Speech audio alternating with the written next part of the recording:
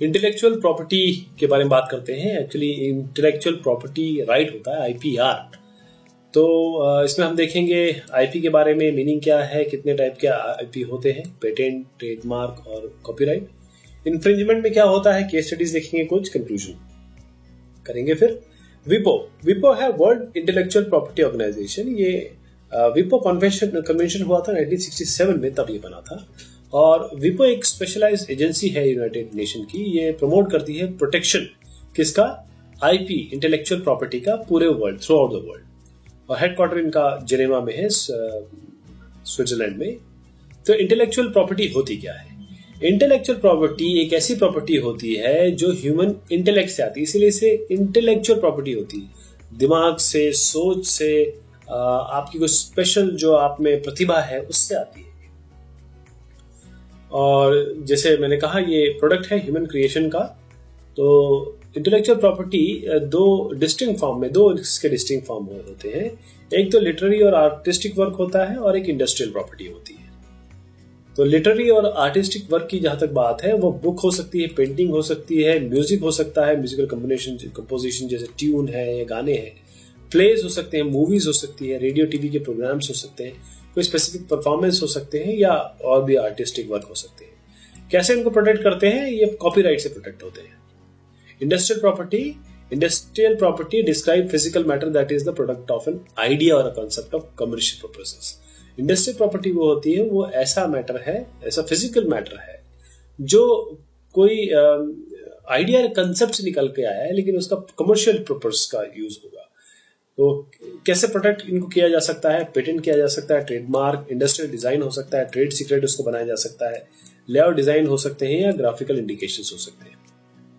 तो जो प्रमुख प्रकार के आईपी है, इंटेलेक्चुअल प्रॉपर्टीज हैं, उसमें आपके फंक्शनल और टेक्निकल इन्वेंशंस होते हैं जो पेटेंट के अंतर्गत आते हैं। जो प्योरली आर्टिस्टिक वर्क होते हैं वो कॉपीराइट के अंतर्गत आते हैं। जो सिंबल, लोगो, वर्ड, साउंड, कलर, डिजाइन, ये सब आपके ट्रेडमार्क एक्ट में आते हैं, ट्रेडमार्क में आते हैं। तो पेटेंट क्या है? एक पेटेंट ऐसी चीज है, एक ऐसा इन्वेंशन है जिसके लिए इन्वेंटर अपना राइट क्लेम करता है कि देखिए साहब ये मैंने बनाया है, मेरा राइट है इसमें। इन्वेंशन पेटेंटेबल है तभी जब ये नया हो, बिल्कुल न्यू, ऐसा नहीं हो कि ऑलरेडी हो, यूजफुल हो, आपने बना दिया लेकिन उसका कोई यूज नहीं है, तो फिर वो पेटेंट नहीं मिल पाएगा। ऑब्वियस ना हो, बिल्कुल जनरल ना हो, और कोई पेटेंटेबल सब्जेक्ट मैटर हो, कोई ना कोई ऐसा जो जिसका पेटेंट किया जा सके, ऐसा सब्जेक्ट मैटर हो। तो जैसे सब्जेक्ट मैटर मैंने बताया, तो क्या क्या हो सकता है? वो प्रोसेस हो सकता है, प्रोडक्ट हो सकता है, कोई इन्वेंटिव स्टेप हो सकता है, और कोई इंडस्ट्रियल एप्लीकेशन उससे बनाया जा सके, या कोई मशीन, ये भी पेटेंट हो सकती है।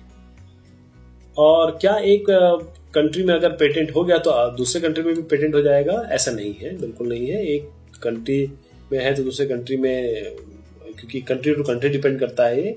और अगर रिफ्यूज कर दिया पेटेंट को एक कंट्री में, तो जरूरी नहीं है कि दूसरे में भी वो टर्मिनेट कर दिया जाएगा, या बाकी कंट्रीज में इसका पेटेंट नहीं होगा, ऐसा भी नहीं है। जैसे यंगेस्ट पेटेंट होल्डर है व्हील चेयर पे, ये व्हील चेयर रिडन बॉय है, लड़का बहुत ही मेधावी, हृदयेश सिंह भाटी। इन्होंने स्टीफन हॉकिंग से इंस्पायर होके ये 6 प्लेयर का एक चेस बनाया, और इसके लिए इन्हें पेटेंट मिला। Certificate of grant of patent, इस तरीके से पेटेंट मिलता है, इसकी ये कॉपी इस तरीके से बनती है।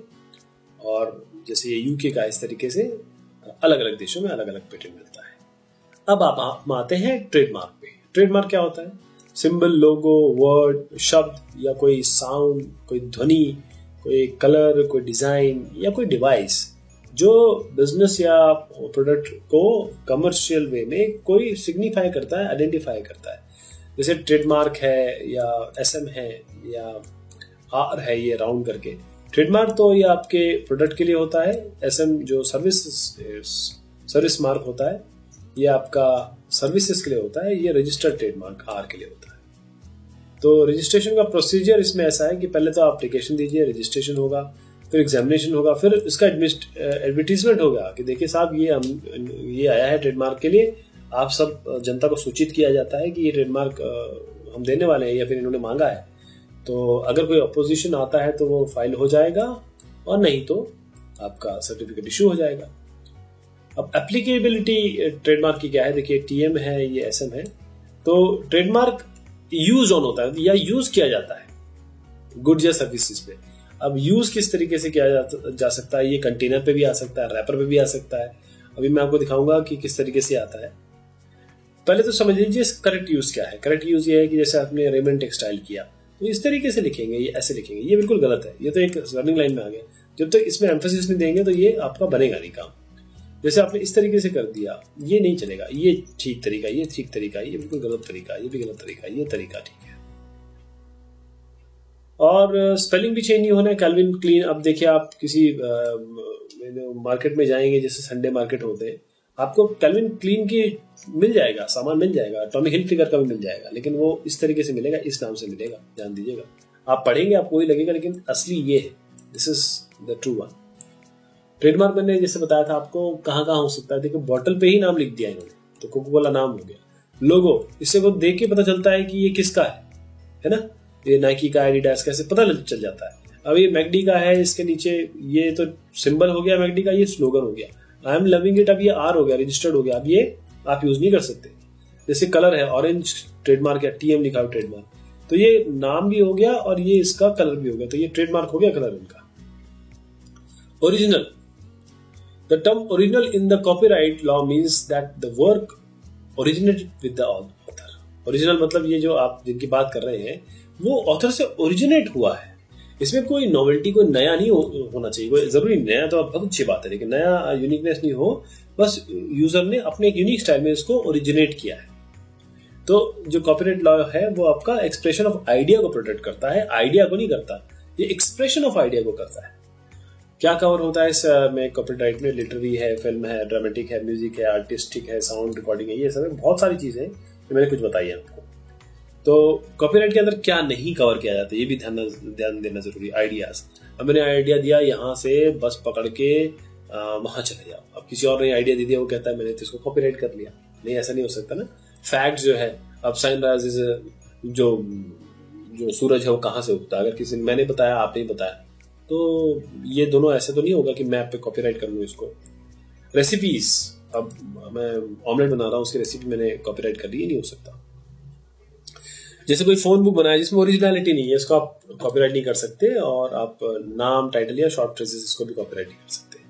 फेयर यूज क्या है कि आप किसी को परमिशन दे दीजिए, और ये प्रोटेक्ट करता है फ्रीडम ऑफ स्पीच को, और पब्लिक बेनिफिट या जैसे एजुकेशन को भी ये आपके प्रमोट करता है।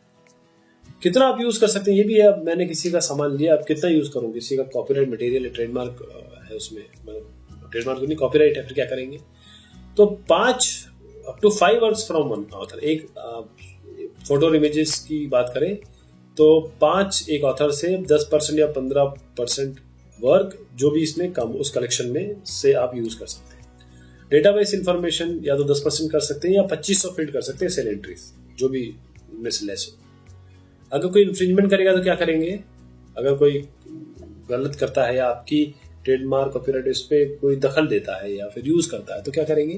कोई भी रिप्रोडक्शन हो या यूज हो या डिस्ट्रीब्यूशन हो या परफॉर्मेंस हो उस चीज का बगैर परमिशन के, या कोई इसी तरीके से आइडेंटिकल या बिल्कुल मिलता जुलता रिप्रोडक्शन हो, वो भी इसमें कवर है, जिसे हम इन्फ्रिंजमेंट, डैमेज या इंजक्शन कहते हैं। तो आप सूट फाइल कर सकते हैं अपने कोर्ट में, और या तो ये प्रिवेंट हो जाएगा, कोई नहीं कर पाएगा, या फिर उसको डैमेजेस का पैसा देना पड़ेगा, या फिर रॉयल्टी देनी पड़ेगी अगर वो यूज करना चाहता है। ये तीनों चीजें हो सकती है। जैसे एप्पल ने कहा कि भाई देखिए हमारे आईफोन के 20 एप्पल के पेटेंट HTC यूज कर रहा है।